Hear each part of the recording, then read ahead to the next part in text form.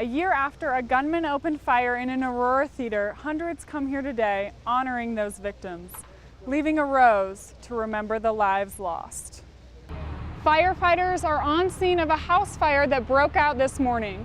Aurora's PIO tells us that ammunition could be a possible cause in feeding this fire. No matter where you are, with the Nextdoor app, you can stay in touch with your neighbors at a moment's notice.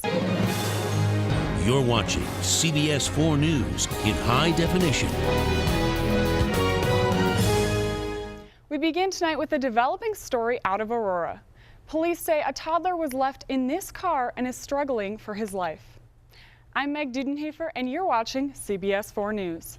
The child's mother is under investigation for child abuse. Investigators tell us she left her 5 children in a running car. When she returned, she found her 2-year-old daughter stuck between the car and the car's frame. CBS4's Stan Bush tells us how the child is doing and what police say about the incident. Aurora police responded to this emergency room around 6:45 last night. They were inspecting this red Lincoln Navigator. Police are not saying exactly how a toddler got her head stuck in the window. The child is on life support, and police are still determining what charges this mother will face.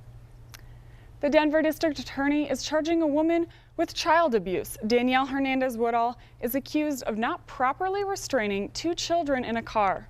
One of the children got out of their seatbelt and fell from the moving vehicle. Each year, with the VTH opening its door to the community, they share their knowledge of our friendly 4-legged friends. This weekend, I was able to get an inside look at the event. Chris, you need a halter for that mule? Neighbors show their acts of kindness as they lend a helping hand. Thanks, you guys. Keep in touch. Chris Decker and friends are driving through Albert, picking up horses left behind. Some people don't have access to their trucks and trailers, so they opt to just turn them out on the road. And when you're coming along with a truck and a trailer and you got some room, you're best to try to throw them in and get them out of here. Penrose Equestrian Center could only house a few dozen horses. Anyone else still needing help with their horses should take them to the Albert County Fairgrounds. There are many individuals that are down in southern Albert County that are looking to evacuate their horses just because the air quality down there is starting to get bad. Mostly in Black Forest areas. Jessica Logan is one evacuee who has already made it to the fairgrounds. It was really stressful watching the smoke billow up and not quite knowing what to do, and knowing that I just had to make sure the animals were taken care of. Logan is taking care of her clients' horses and is grateful she has a safe place to bring them. I can't ask for a better crew to be around. This crew includes Albert County Police and volunteers who are gearing up to house additional horses and livestock. Right now we are under capacity, and we are scaling up to be able to handle as many large animals that might be coming this way. As the Black Forest fire continues to blaze, as many as 200 large animals could end up at the fairgrounds. In Colorado Springs, Meg Dudenhofer, CBS4 News.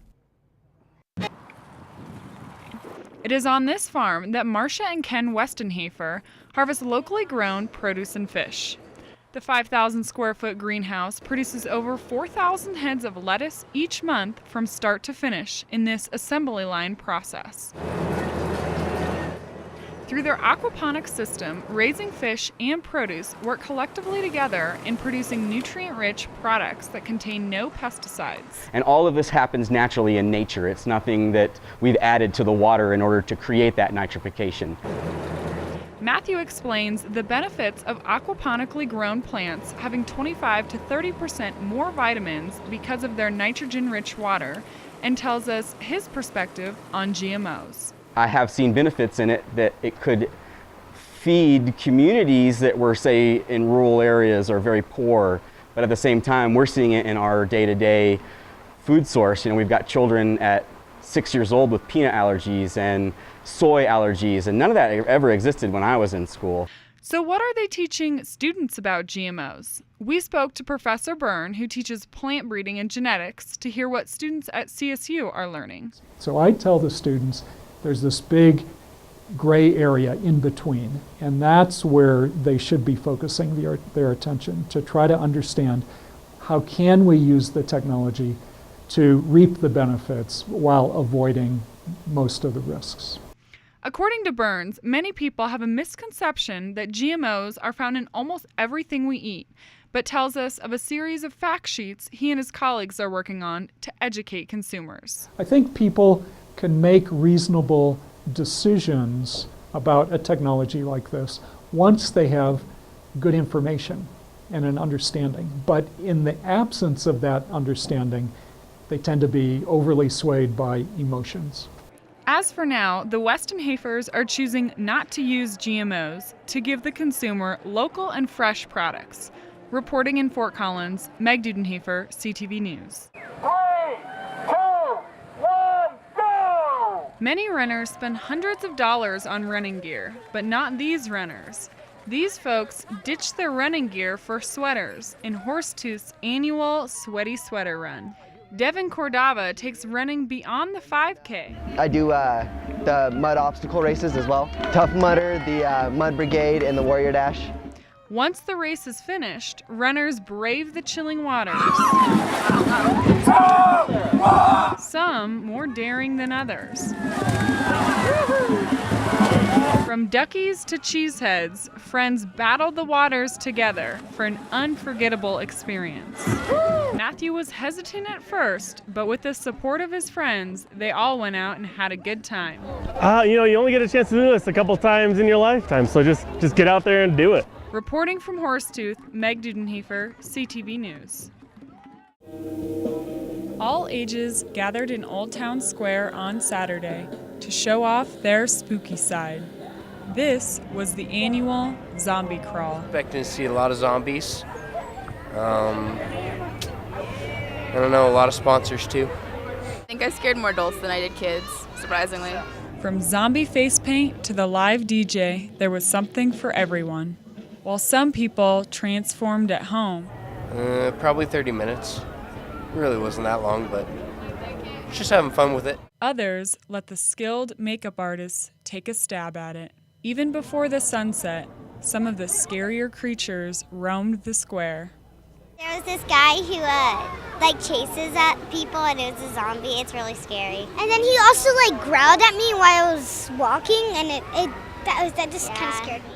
Even kids got into character, bringing to life their most creative zombie spirits. From Old Town Square, this is Meg Dudenhoefer reporting for CTV. Boulder police are still searching for a missing 19-year-old. Aaron Huss is mentally impaired and functions at the level of a 7-year-old child. The teen was last seen in the 1500 block of Yarmouth Street getting into a red pickup truck. Police do not believe any crime occurred and says she has disappeared in the past. A homeowner in Boulder Heights had an unexpected visitor. This bear has come into the home the past 2 nights looking for food. Authorities trapped the bear, but he escaped overnight.